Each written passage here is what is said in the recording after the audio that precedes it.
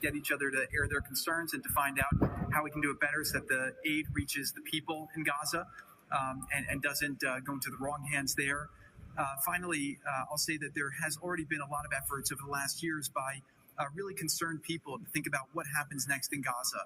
And there's a lot of great things happening here. More will be released in the coming days. But the most important thing here is to figure out how you really get a good deconfliction coordination center. This really has been a startup. There's been a lot that's been done. It's amazing to think it's only been a week, but I actually, with the pace of work and the commitment of everybody, I think in a week from now, you'll see even more progress. I want to echo what the Vice President said about how a lot of people are getting a little hysterical about different incursions one way or the other, but what we are seeing is that things are going in accordance. Both sides are transitioning from 2 years of very intense warfare to now a peacetime posture, and really thanks to Cooper, CENTCOM, and the CMCC to try to build that deconfliction mechanism in order to make sure that we can get to a proper de-escalation.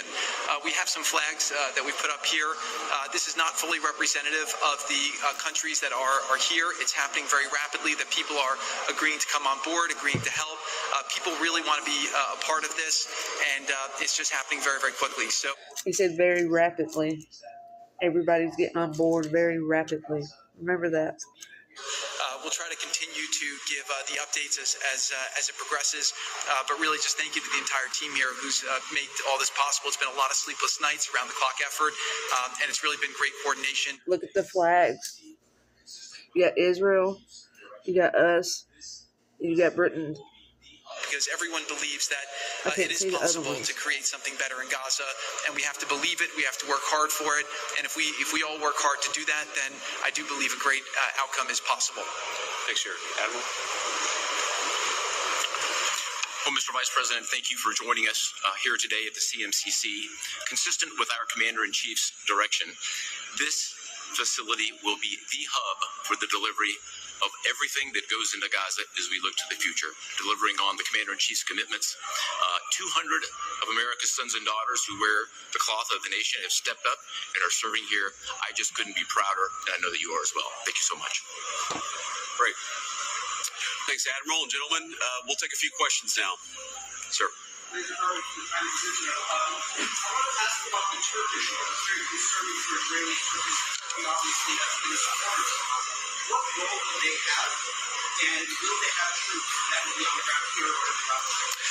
Well, I think first of all, what troops are on the ground in Israel is going to be a question the Israelis have to agree to, and I'm sure that Prime Minister Netanyahu will have opinions about that, but we think everybody has a role to play here. Some of that's going to be financial, some of that's going to be in reconstruction, some of that's just in communication. Financial, but yet Americans are suffering. Remember this, guys.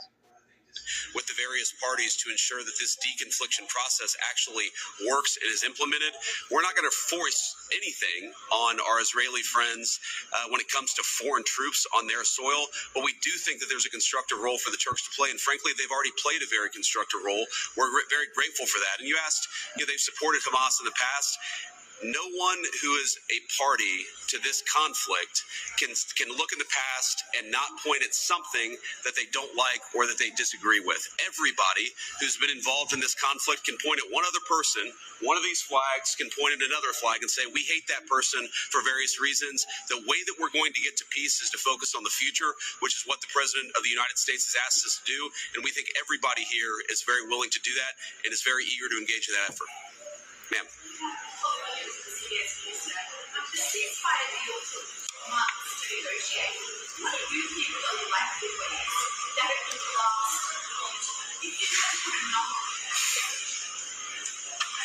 Well, Jared's the investor here. I'm not going to give you a percentage, but look, what we've seen the past week gives me great optimism the ceasefire is going to hold.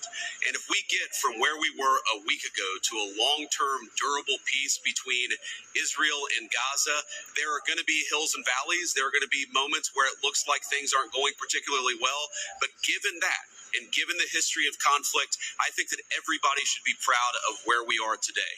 It's going to require constant effort. It's going to require constant monitoring and supervision. That's part of the reason that Admiral Cooper and his team is here, is to mediate these disputes disputes, to mediate these disagreements as they come up. But look, right now, I feel very optimistic. Can I say with 100% certainty that it's going to work? No. But you don't do difficult things by only doing what's 100% certain. You do difficult things by trying, and that's what the President of the United States has asked us to do. Sir.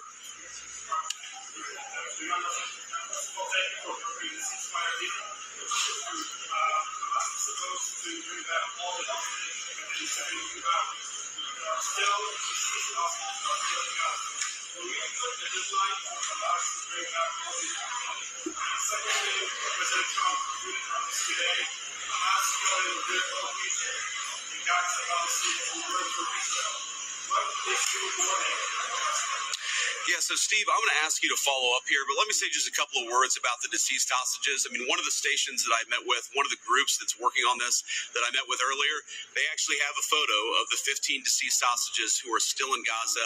It is a focus of everybody here to get those bodies back home to their families so that they can have a proper burial.